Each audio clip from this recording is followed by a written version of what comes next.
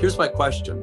I have not got started with Bitcoin yet, but I do have an account with OKCoin. And I'm ordering a wallet. However, how do I get a private key? How does that happen?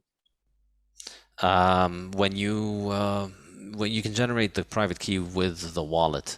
Oh, you can. Yeah, that's what happens. And I think one of the most mind-blowing things about Bitcoin is to realize that to understand how private keys work. It's I guess a good way of thinking about it is that up there in the cloud, if you want to imagine that Bitcoin exists in the cloud, there are quadrillions of quadrillions of quadrillions of quadrillions of digital safes out there where you can store money, Mm, and they're all out in the open, but there's just so many of them that all you need to do is to just stake one of them. I see. Find one and find the number for one of them, find the private key for one of them, and then you get the public key, which is the address. And then, in a sense, it's almost like it's hiding in plain sight, that the addresses are all already there. All the Bitcoin addresses already exist. Oh, All that happens is that once you've generated that number, and there are different ways of generating it, rolling dice or going through different letter combinations, um, uh, uh, to arrive at different phrases which you can use to generate it. But once you've arrived at that number, then that safe is yours, and you can receive money to it. And anybody can see the public address that you have for it. You can share it with people. They can send you money, but nobody can find the private key for it. So effectively, the safes are all there. The private keys are all there. You just need to stake a claim to one. But the odds of you staking a claim to one that's already been taken, because there's so many of them, it's the odds of hitting the same one twice is I mean, I remember the metaphor for it. Imagine if every grain of sand on Earth was a planet the size of the Earth, and each one of these had as many grains of sand on it as Earth, and then pick one. What are the yeah, odds that you could pick the same one, right. or that you could pick the same one that somebody else picked? It's like winning 1,000 lotteries in a row or something like that. I don't remember the exact numbers, but it's on this order. So yeah, you just need to do enough math to figure out the numbers for a safe that is yours, and then you have your private key, and then you can do it, with a hardware wallet or with a paper wallet or all kinds of different software. Great. Thank you. And I am getting ready to order a wallet. My understanding, so can I actually, I have an account on OKCoin. Can I start buying Bitcoin there, and then it becomes, then I can put it on my wallet? Is that how that, so I could start buying now before I have a wallet? Yeah, you can keep the money with OKCoin, Yeah. with an exchange. You can keep the money there, and but it's important to understand the risks and the trade-offs that are Yeah. involved. So if they go bankrupt, then your coins are compromised. If they Uh, get attacked, your coins are compromised. mhm. But now there's a common theme that many people will tell you that, self-custody is difficult. Setting up your own wallet is difficult. It's complicated. You can mess it up. You could lose your coins.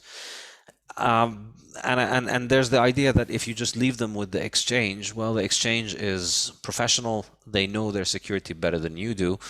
There is some truth to that, but I think the angle that's missing here is that maybe the exchange is much better at maintaining their